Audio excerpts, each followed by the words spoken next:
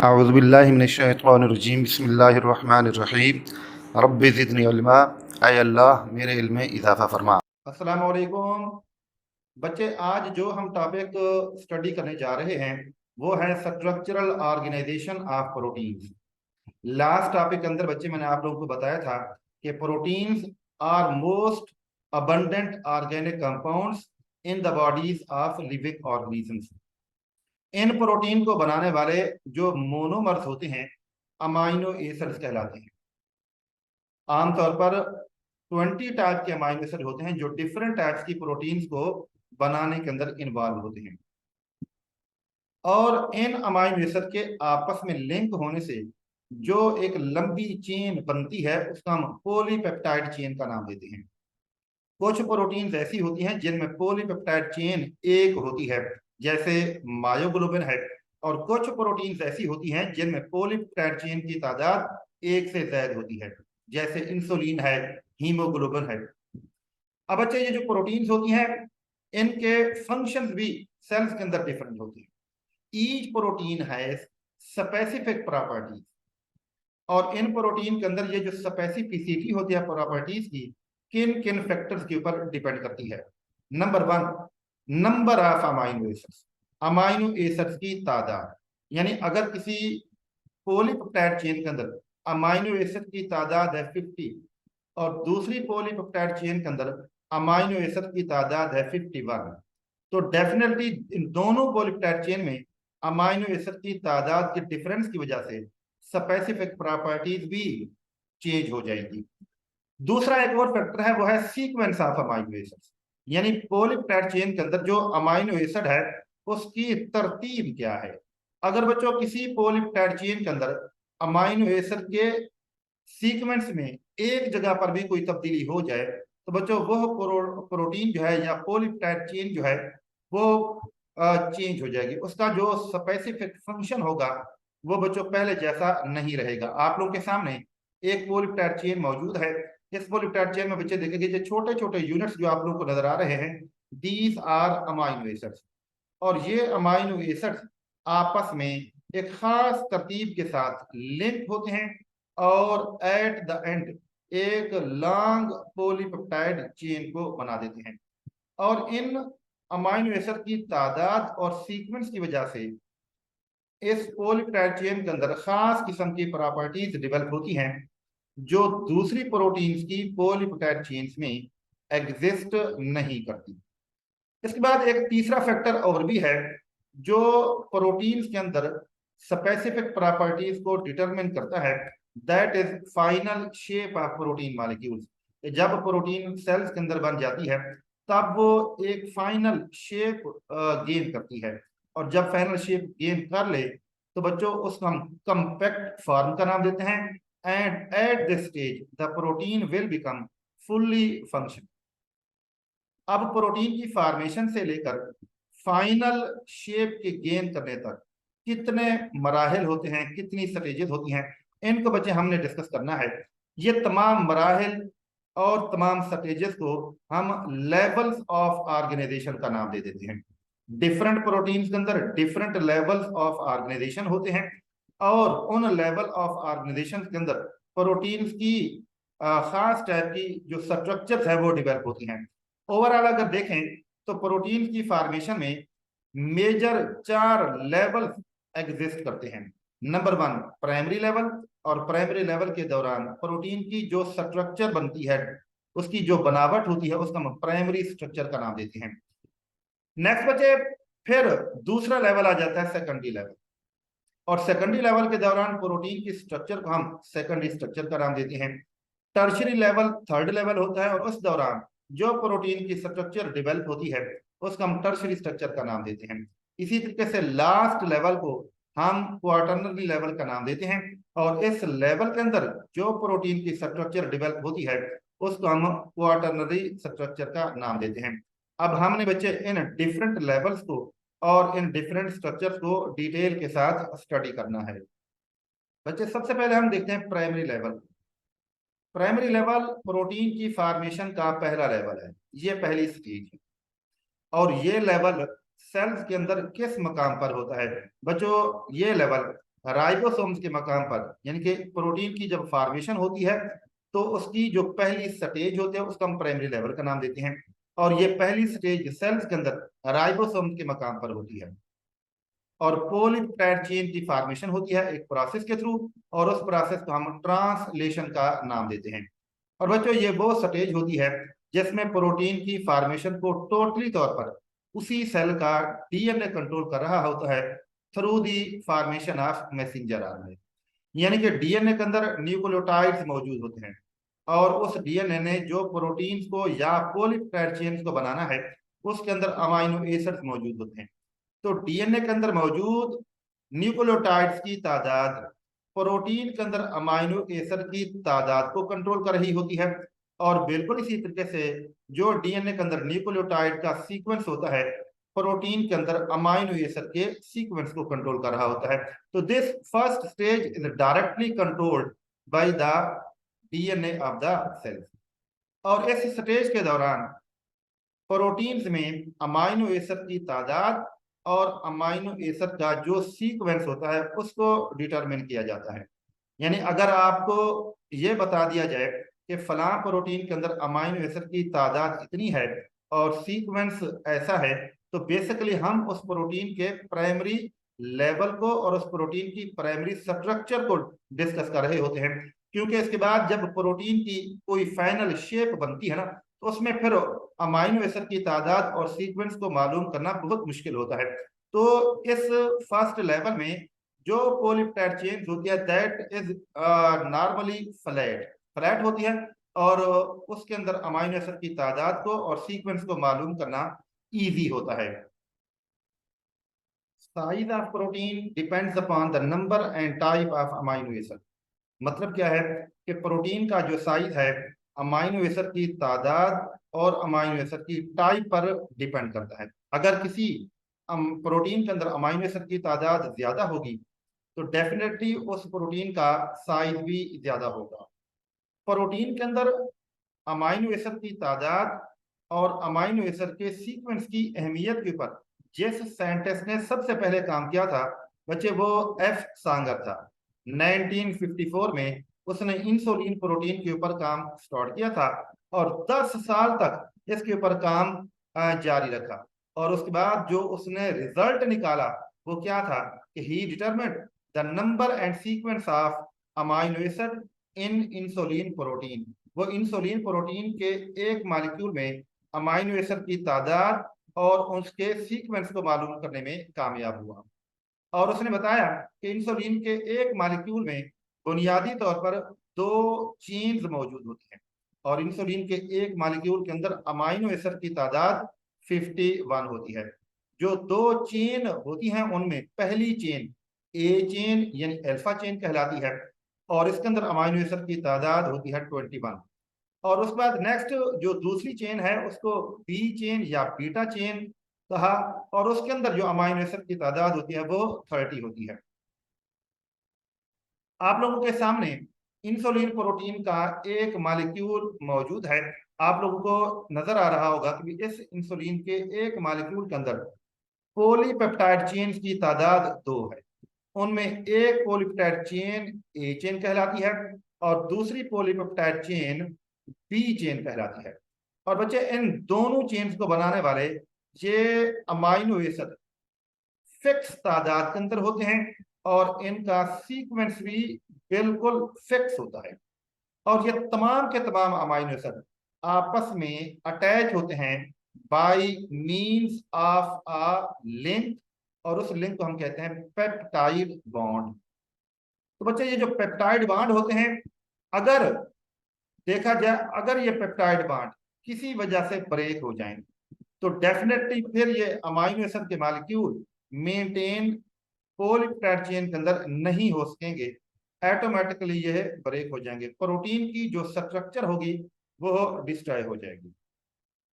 तो ये ए चेन जो है इसके अंदर टोटल अमाइनो एसिड जो है वो है 21। अब इन 21 अमाइनो एसिड में ये पेप्टाइड बॉन्ड कितने मौजूद होते हैं? These are 20। यानी एक पेप्टाइड बॉन्ड हमेशा पॉलीपेप्टाइड चेन के अंदर अमाइनो एसिड की तादाद से कम होता है।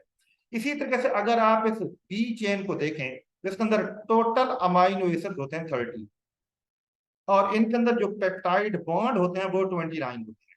अगर एक इंसुलिन के अंदर हम टोटल पेप्टाइड बॉन्ड को देखेंगे तो वो 49 होंगे, और अमाइनो एसिड को देखेंगे तो उन अमाइनो एसिड की तादाद 51 होगी। अच्छा बच्चे, आप जरा इन दोनों पॉलीपेप्टाइड चेन को देखिएगा। इन दोनों पॉलीपेप्टाइड चेन के अंदर कुछ मकामात पर एक स्पेसिफिक टाइप का अमाइनो एसिड मौजूद होता है जिसको हम सिस्टीन का नाम देते हैं। अब देखिएगा, ए चेन में नंबर 6 पर एक सिस्टीन अमाइनो एसिड मौजूद है, नंबर 7 पर भी एक सिस्टीन अमाइनो एसिड है, इसी तरीके से 11 नंबर पर भी है, और 20 नंबर पर भी है। 4 सिस्टीन अमाइनो एसिड होते हैं ए चेन में। अगर आप बी चेन को देखें तो इसके अंदर भी सिस्टीन अमाइनो एसिड मौजूद होते हैं, 7 नंबर पर भी है और 19 नंबर पर भी अमाइनो एसिड सिस्टीन ही है।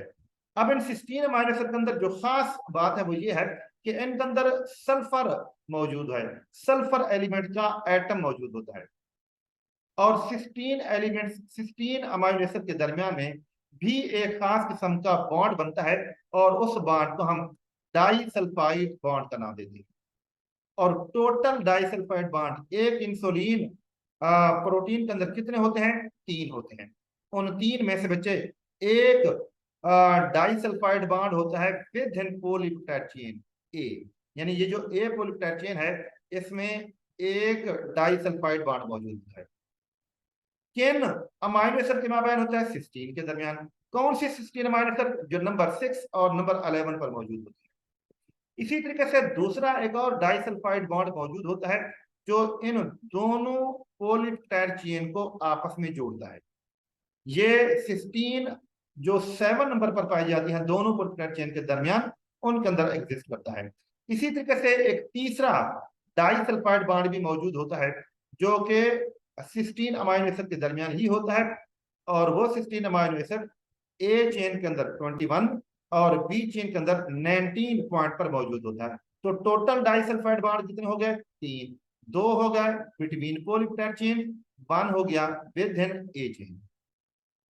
और बच्चों, ये जो बिटवीन बिटवीन पॉलीपेप्टाइड चेन, ये जो 2 डाइसल्फाइड बॉन्ड होते हैं ये इन दोनों पॉलीपेप्टाइड चेन को आपस में इकट्ठा रखते हैं, और इस तरीके से जो ना इन दोनों पॉलीपेप्टाइड चेन के इकट्ठा होने से इंसुलिन का एक मॉलिक्यूल डेवलप हो जाता है। तो अगर आप देखें कि पॉलीपेप्टाइड चेन को मेंटेन करने की खातिर पेप्टाइड बॉन्ड का रोल होता है, और इसी तरीके से दोनों पॉलीपेप्टाइड चेन को आपस में मेंटेन करने की खातिर, दो जोड़ने की खातिर डाइसल्फाइड बॉन्ड इस्तेमाल होते हैं। बच्चे, नेक्स्ट जो ना हम हीमोग्लोबिन को डिस्कस करते हैं। हीमोग्लोबिन भी लिविंग ऑर्गन की बॉडी के अंदर पाई जाने वाली एक अहम तरीन प्रोटीन है, और हीमोग्लोबिन प्रोटीन का मेन रोल बॉडी के अंदर ऑक्सीजन की ट्रांसपोर्टेशन करना है। कार्बन डाइऑक्साइड की ट्रांसपोर्टेशन भी किसी हद तक इसी हीमोग्लोबिन की वजह से ही होती है। हीमोग्लोबिन प्रोटीन के एक मॉलिक्यूल में पॉलीपेप्टाइड चेन की तादाद 4 होती है। अब इन 4 पॉलीपेप्टाइड चेन में से 2 चेन अल्फा चेन और 2 चेन बीटा चेन कहलाती हैं। आप लोगों के सामने बच्चे इसकी डायग्राम मौजूद है। एक अल्फा चेन को A1 और दूसरी अल्फा चेन को A2 से यहाँ इस डायग्राम के अंदर शो किया गया है। इसी तरीके से ये जो बीटा चेन्स हैं, इन बीटा चेन्स को भी B1 और B2 से शो किया गया है। तो जब ये चारों पॉलीपेप्टाइड चेन इकट्ठे होती हैं तो हीमोग्लोबिन का एक मॉलिक्यूल बनता है। और बच्चों, इस हीमोग्लोबिन के एक मॉलिक्यूल में टोटल अमाइनो एसिड की तादाद 574 होती है। हर अल्फा चेन के अंदर अमाइनो एसिड की तादाद होगी 141, और इसी तरीके से हर बीटा चेन के अंदर अमाइनो एसिड की तादाद होती है 146। और बच्चों, इन चारों पॉलीपेप्टाइड चेन को डेफिनेटली कौन कंट्रोल करता है इनकी फॉर्मेशन को? तो बच्चों, वो डीएनए करता है, और डीएनए के वो छोटे पार्ट्स जीन्स कहलाते हैं जो किसी भी स्पेसिफिक टाइप के प्रोटीन्स या पॉलीपेप्टाइड चेन को बनाने में इन्वॉल्व होते हैं। तो ओवरऑल देखें, 3 जीन्स इन चारों टाइप्स के पॉलीपेप्टाइड चेन्स को बनाने में इन्वॉल्व होते हैं। इन 3 जीन में से 2 जीन HbA1 और HbA2 होते हैं। HbA1 अल्फा 1 को सेंसिटाइज करने में हेल्प करते हैं, और HbA2 जीन जो है वो अल्फा 2 को सेंसिटाइज करता है। और बच्चों ये दोनों जीन क्रोमोसोम नंबर 16 के ऊपर मौजूद होते हैं। अगर हम बीटा चेन की बात करते हैं तो दोनों बीटा चेन को सेंसिटाइज करने में एक ही जीन इन्वॉल्व होता है, उसका नाम है HBB। और बच्चों ये HBB जीन कहां पर मौजूद होता है? क्रोमोसोम नंबर 11 पर मौजूद होता है। क्रोमोसोम नंबर 11 पर मौजूद होता है। जब ये तीनों जीन अपना रोल प्ले करते हैं तो तब बच्चों हीमोग्लोबिन प्रोटीन की फॉर्मेशन होती है। अगर ये तीनों जीन नॉर्मल होंगे तो डेफिनेटली जब ये तीनों जीन कम्प्लेक्स प्रोसेस के थ्रू हीमोग्लोबिन प्रोटीन को बनाएंगे वो भी नॉर्मल होगी। अगर इन तीनों जीन्स में से किसी भी मकाम के ऊपर कोई म्यूटेशन हो जाए, कोई चेंज आ जाए, तो उसका नतीजा क्या निकलेगा? हीमोग्लोबिन प्रोटीन के अंदर भी किसी ना किसी मकाम पर चेंज आ जाएगी, और यही चेंज एबनॉर्मेलिटी का सबब बनेगी।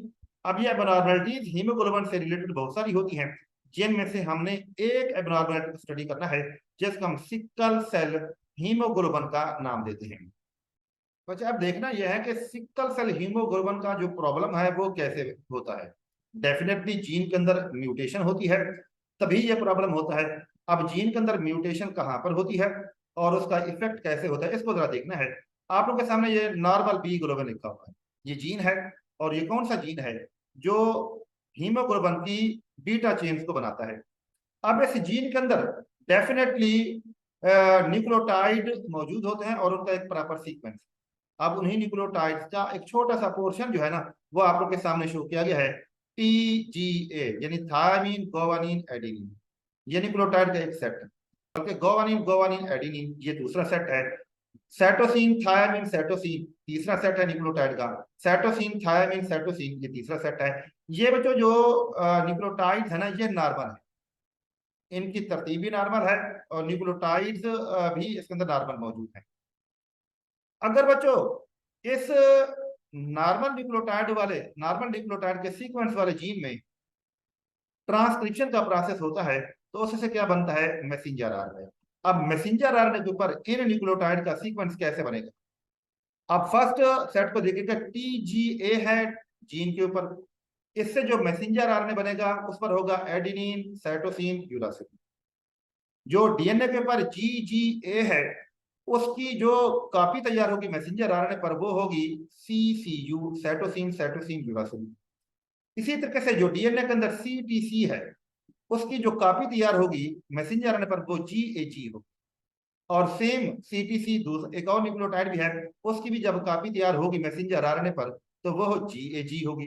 अब ये मैसेंजर आरएनए मूव करके राइबोसोम के मकाम पर पहुंचेगा, ट्रांसलेशन का प्रोसेस होगा, और उस ट्रांसलेशन के प्रोसेस के दौरान इस मैसेंजर आरएनए के ऊपर मौजूद इन न्यूक्लियोटाइड के सीक्वेंस के मुताबिक अमाइनो एसिड प्रोटीन के अंदर स्पेसिफाई होंगे। अब अगर इसी particular sort of segment of nucleotides को देखें तो मैसेंजर आरएनए के ऊपर पहले पहले है ACU, और ACU कहलाता है कोडान। और ये कोडान कौन सी अमाइनो एसिड को प्रोटीन के अंदर स्पेसिफाई करेगा? That will be threonine. उसके बाद नेक्स्ट तरतीब के हवाले से दूसरा कोडान आ रहा है CC। तो बच्चों यह कोडान कौन सी अमाइनो एसिड को प्रोटीन में स्पेसिफाई करता है? प्रोलीन। तो ACU के बाद हो गया CCU। इसी तरीके से प्रोटीन के अंदर अमाइनो एसिड थायरोनिन के बाद आ जाएगी प्रोलीन। फिर तीसरा कोडान देखिएगा JEG, ये कौन सी अमाइनो एसिड को स्पेसिफाई करता है? Glutamic acid. तो डेफिनेटली तीसरे मकाम पर भी ग्लूटामिक एसिड अमाइनो एसिड होगी प्रोटीन के अंदर। और चौथे नंबर पर अगेन GAG लिखा हुआ है, और GAG glutamic acid amino acid को स्पेसिफाई करता है। तो चौथे मकाम पर पॉलीपेप्टाइड चेन में क्या होगा भला? ग्लूटामिक एसिड बनेगा। ये जो मैंने पहला दूसरा तीसरा और चौथे वाले अल्फाज किए ना वो इसी सेगमेंट को मद्देनजर करती है। अब बच्चे अगर देखा जाए नॉर्मल जीन है, नॉर्मल मैसेंजर आरएनए बन रहा है, नॉर्मल पॉलीपेप्टाइड चेन बन रही है, नॉर्मल हीमोग्लोबिन प्रोटीन होगी, नॉर्मल उसका फंक्शन।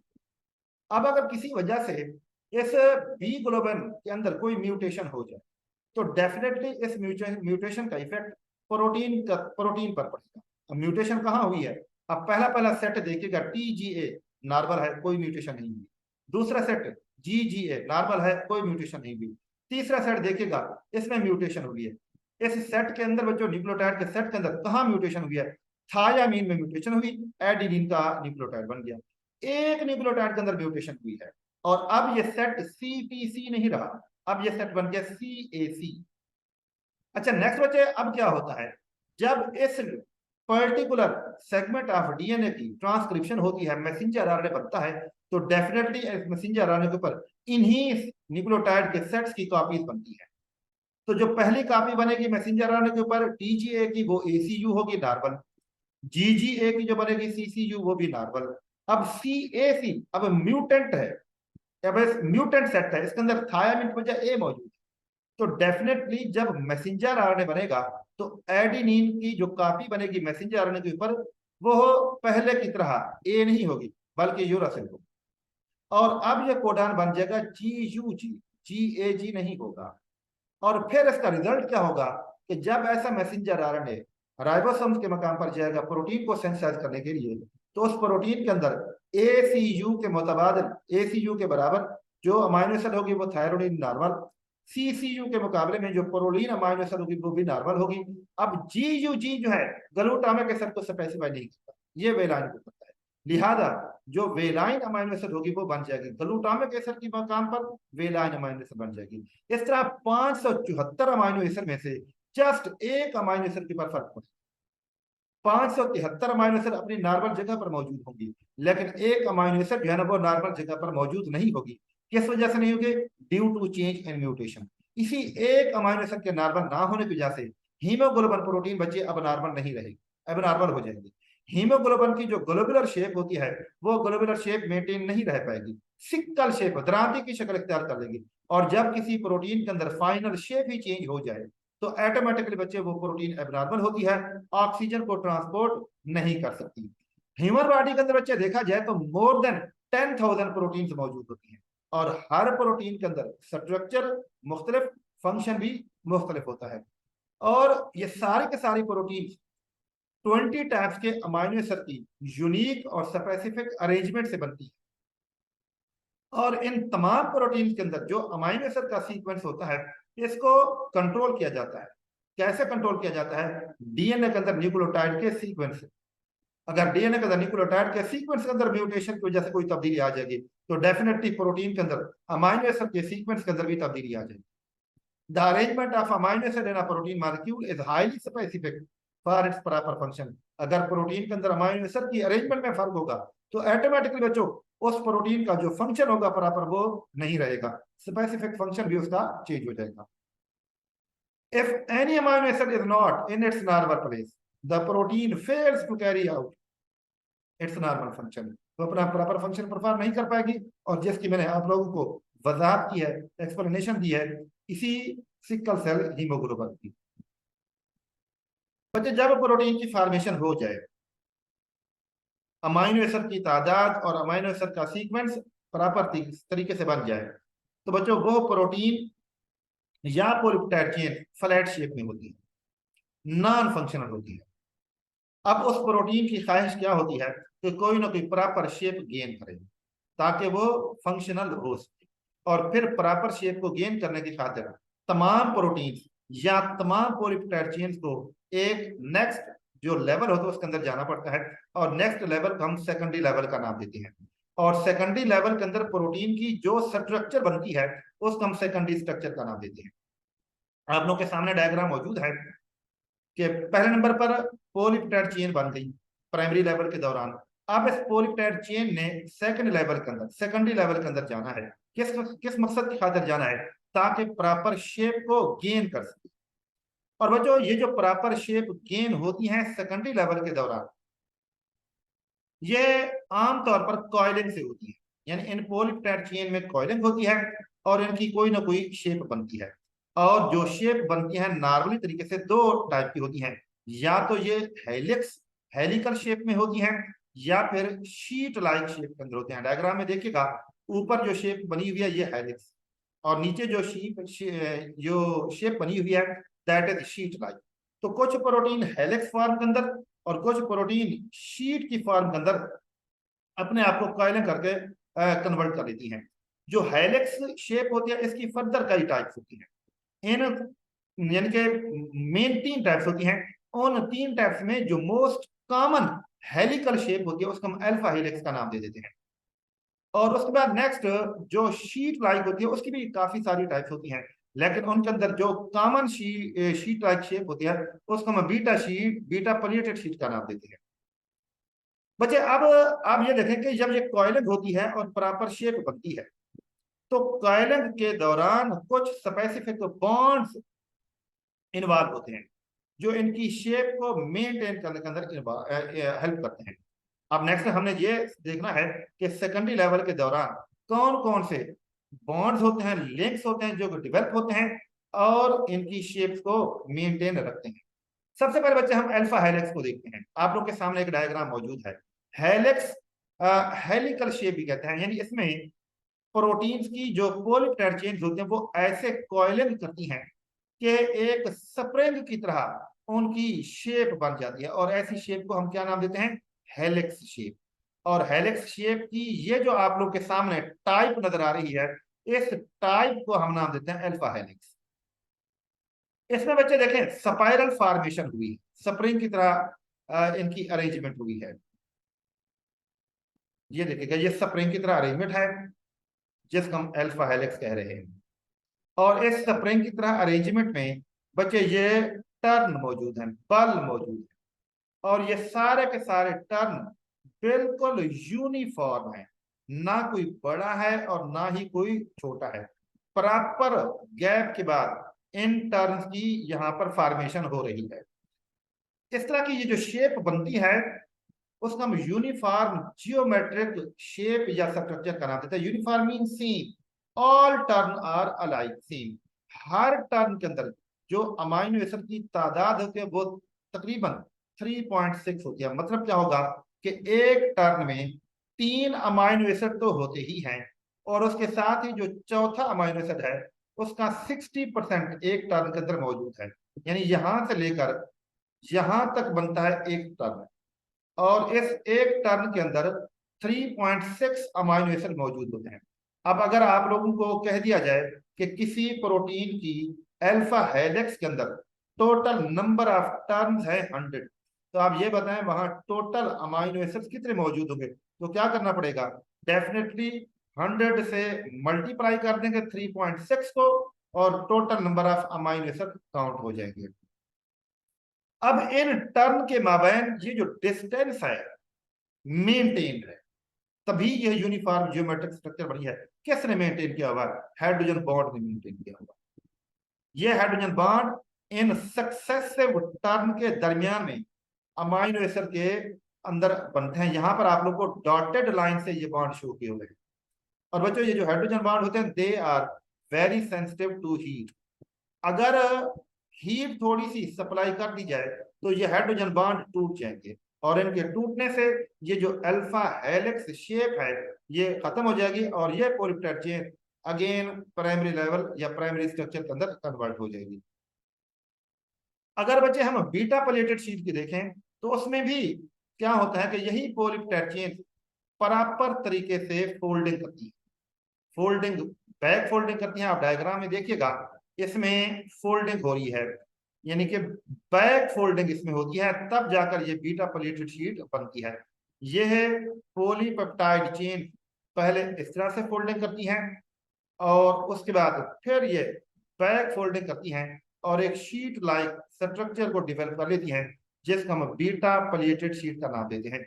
इसके अंदर भी हाइड्रोजन बॉन्डिंग मौजूद होती है। अगर हीट सप्लाई कर दी जाए तो हाइड्रोजन बॉन्डिंग ब्रेक होगी और सेकेंडरी स्ट्रक्चर जो है चेंज होकर प्राइमरी स्ट्रक्चर बन जाएगी।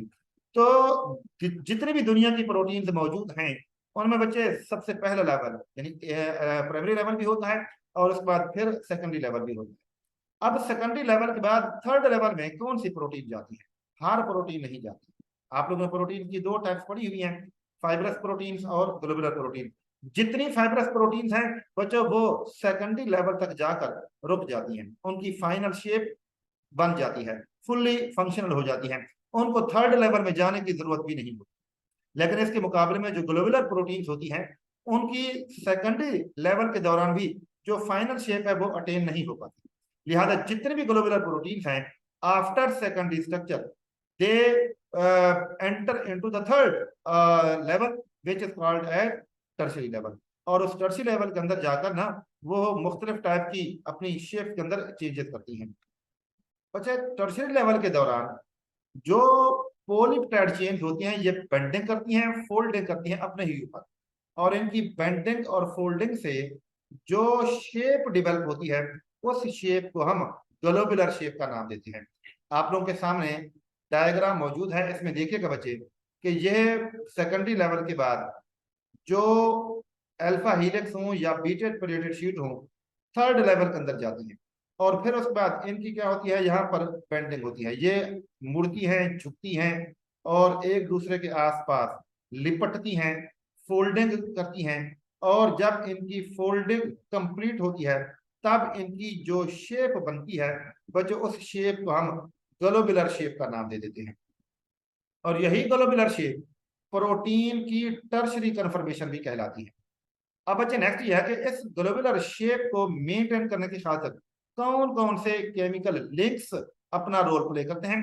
उनमें एक तो आयनिक बॉन्ड्स हैं, डिवेल्प होते हैं इनकी ग्लोबुलर शेप को मेंटेन करने की खातिर।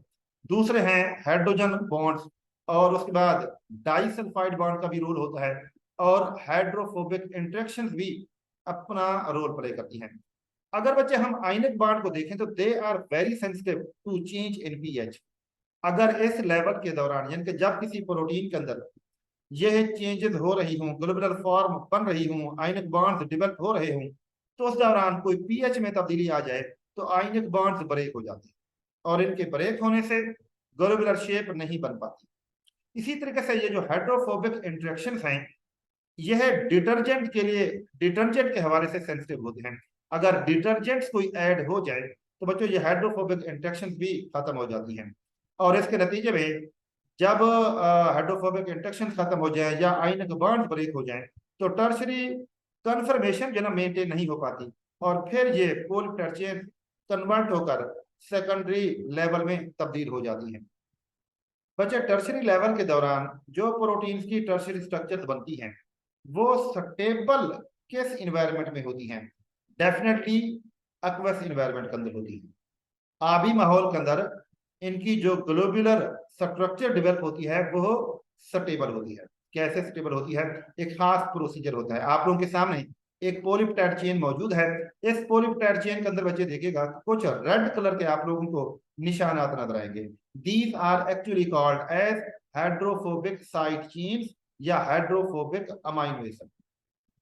ये hydrophobic amino acid aqueous environment के अंदर ग्लोबुलर स्ट्रक्चर या ग्लोबुलर जो प्रोटीन होती है उसके अंदर की तरफ इकट्ठे हो जाते हैं।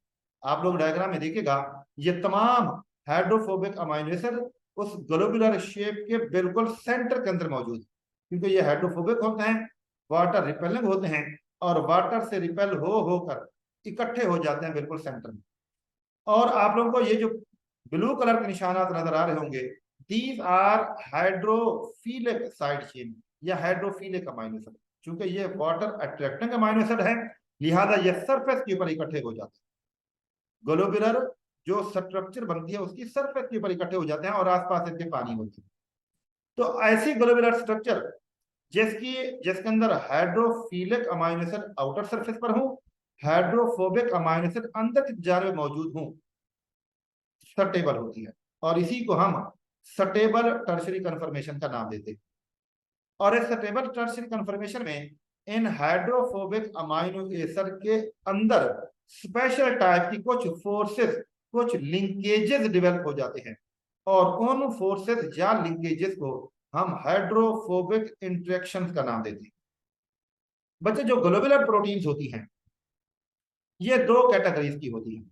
कुछ ग्लोबुलर प्रोटीन्स ऐसी होती हैं जिनमें पॉलीपेप्टाइड चेन एक होती है, वो जब टर्शरी लेवल के अंदर आती हैं अपनी शेप को मुकम्मल तौर पर मेंटेन कर लेती हैं ग्लोबुलर को, तो फिर वो फाइनल हो जाती हैं, फुल्ली फंक्शनल हो जाती हैं। उनको फोर्थ लेवल के अंदर, क्वार्टरली लेवल के अंदर जाना ही नहीं पड़ता। लेकिन कुछ प्रोटीन ऐसी होती हैं जिनको हम हाईली कॉम्प्लेक्स प्रोटीन कहते हैं। उन प्रोटीन के अंदर पॉलीपेप्टाइड चेन की तादाद एक से ज्यादा होती है, और हर एक पॉलीपेप्टाइड चेन उन प्रोटीन की जब टर्शरी लेवल के अंदर पहुंचती है तो ग्लोबुलर फॉर्म के अंदर कन्वर्ट हो जाती है। लेकिन उसके बावजूद ऐसी हाईली ग्लोबुलर प्रोटीन फंक्शनल नहीं होती। उन तमाम टर्शरी पॉलीपेप्टाइड चेन्स को एग्रीगेट करना पड़ता है, इकट्ठा करना पड़ता है। जब सारी एग्रीगेट हो जाएंगी पॉलीपेप्टाइड चेन, तब जाकर बच्चों को प्रोटीन फंक्शन होगी। और ये एग्रीगेशन वाला काम जो हाईली कॉम्प्लेक्स प्रोटीन में होता है, किस लेवल के अंदर होता है? क्वाटरनरी लेवल के अंदर होता है। और इस क्वाटरनरी लेवल के अंदर जो प्रोटीन की स्ट्रक्चर डेवलप होती है उसको हम क्वाटरनरी स्ट्रक्चर का नाम देते हैं। बच्चे आप इस स्केच को देखिएगा, इस स्केच के अंदर बच्चे फर्स्ट लेवल शो हो रहा है, प्राइमरी लेवल। इसमें जस्ट पॉलीपेप्टाइड चेन की फॉर्मेशन होती है, अमाइनो एसिड का सीक्वेंस और अमाइनो एसिड की जो तादाद है वो डिटरमिन होती है। फिर ये पॉलीपेप्टाइड चेन सेकंड लेवल के अंदर जाती है, इसकी खास शेप बनती है, और जब खास शेप बन जाए तो फिब्रस या फाइब्रस प्रोटीन यहीं तक एंड हो जाती है। फाइब्रस प्रोटीन को थर्ड लेवल में नहीं जाना पड़ता, ग्लोबुलर प्रोटीन थर्ड लेवल में जाती है। और उन ग्लोबुलर प्रोटीन में जो सिंगल पॉलीपेप्टाइड चेन वाली प्रोटीन होती हैं, जैसे मायोग्लोबिन है, वो फाइनल शेप अटेन कर लेती हैं। उनको थर्ड लेवल में, फोर्थ लेवल में, थर्ड लेवल से नहीं जाना पड़ता। जो हाईली कॉम्प्लेक्स प्रोटीन है, क्योंकि उनमें पॉलीपेप्टाइड चेन की तादाद ज्यादा होती है, हर पॉलीपेप्टाइड चेन ने ग्लोबुलर स्ट्रक्चर बनाई हुई होती है, लेकिन ये आपस में इकट्ठे नहीं होते, लिहाजा इनको फोर्थ लेवल के अंदर जाना पड़ता है। और फोर्थ लेवल में इन पॉलीपेप्टाइड चेन की एग्रीगेशन होती है, और इनकी जब एग्रीगेशन होती है तो यहाँ पर भी कुछ फोर्सेज है वो अपना रोल प्ले करती हैं। और वो फोर्सेज कौन सी हैं? हाइड्रोफोबिक इंटरेक्शंस, हाइड्रोजन बॉन्ड्स, आयनिक बॉन्ड्स, और इसके अलावा भी कुछ और बॉन्ड्स होते हैं, जैसे पेप्टाइड बॉन्ड है, लेकिन पेप्टाइड बॉन्ड सिर्फ अमाइनो एसिड को लिंक करने में रोल प्ले करते हैं। तो क्वाटरनरी लेवल को मेंटेन करने में मेन रोल इन्हीं तीन बॉन्ड का होता है। और इसकी एग्जांपल जो है ना आप बच्चे हीमोग्लोबिन की दे दें। अब नेक्स्ट बच्चे इन चारों लेवल्स को अगर हम समराइज करना चाहें तो एक टेबल की मदद से कर सकते हैं। सबसे पहले बच्चे देखिएगा कि किस किस लेवल के अंदर हमें इंफॉर्मेशन कौन कौन सी मिलती है। प्राइमरी लेवल के अंदर बच्चे number and sequence of amino acid के बारे में मालूम है, यानी अगर हम किसी इंसुलिन के अंदर ये बताना चाह रहे हो कि भाई इतने अमाइनो एसिड मौजूद हैं और अमाइनो एसिड का ऐसा सीक्वेंस है, तो इसका मतलब ये होगा कि हम इंसुलिन प्रोटीन का जो प्राइमरी लेवल है वो डिस्कस कर रहे हैं। इसी तरीके से सेकेंडरी लेवल के अंदर स्ट्रक्चरल कन्फर्मेशन को डिस्कस किया जाता है कि कौन सी प्रोटीन की स्ट्रक्चरल कन्फर्मेशन यानी शेप या फॉर्म कौन सी है, अल्फा हेलिक्स है, बीटा प्रोटीटेड शीट है। टर्शरी के अंदर बच्चे बेंडिंग और फोल्डिंग होती है, अक्वेस मीडियम के अंदर होता है, और ये सिर्फ और सिर्फ ग्लोबुलर प्रोटीन के अंदर ही होता है। इसी तरीके से जो क्वार्टरनरी लेवल होता है उसके अंदर जो टर्शरी पॉलीपेप्टाइड चेन्स होती हैं उनकी एग्रीगेशन होती है। नेक्स्ट देखते हैं बच्चे बॉन्ड्स कौन कौन से होते हैं एक एक लेवल के अंदर, अपना रोल प्ले कौन कौन सा रोल प्ले करते हैं। प्राइमरी लेवल के अंदर पेप्टाइड बॉन्ड और डाइसल्फाइड बॉन्ड का रोल होता है। सेकेंडरी लेवल में हाइड्रोजन बॉन्डिंग अपना रोल प्ले करती हैं। और जो टर्शरी लेवल होता है उसमें ionic bond, hydrogen bond, disulphide linkages और हाइड्रोफोबिक इंटरेक्शन होती है। अगर क्वार्टरनरी लेवल की बात करते हैं तो उसमें आयनिक बॉन्ड, हाइड्रोजन बॉन्ड और हाइड्रोफोबिक इंटरेक्शन का रोल होता है। एग्जांपल में देखें बच्चे इंसुलिन और हीमोग्लोबिन की देते हैं, और इंसुलिन और हीमोग्लोबिन के एग्जांपल देने का मतलब ये नहीं है कि इनके अंदर सिर्फ यही प्राइमरी लेवल ही होता है। मतलब इसका यह है कि इंसुलिन और हीमोग्लोबिन में जब हम अमाइनो एसिड की तादाद और सीक्वेंस शो करते हैं तो वो प्राइमरी लेवल है। अल्फा हेलिक्स शेप का नाम है जो सेकेंडरी लेवल के दौरान, और जो टर्शरी लेवल है उसकी एग्जांपल हम मायोग्लोबिन प्रोटीन की देते हैं कि एक मायोग्लोबिन प्रोटीन के अंदर 154 अमाइनो एसिड होते हैं और सिंगल पॉलीपेप्टाइड चेन होती है, और इसकी फाइनल जो ग्लोबुलर शेप होती है वो टर्शरी लेवल के अंदर मेंटेन हो जाती है। क्वार्टरनरी लेवल के अंदर इनको जाने की जरूरत नहीं है। इसके मुकाबले में अगर हीमोग्लोबिन को देख लें तो उसको फिर क्वार्टरनरी लेवल के अंदर जाने के बाद अपनी फाइनल शेप को एग्रीगेशन के थ्रू मेंटेन करना पड़ता है।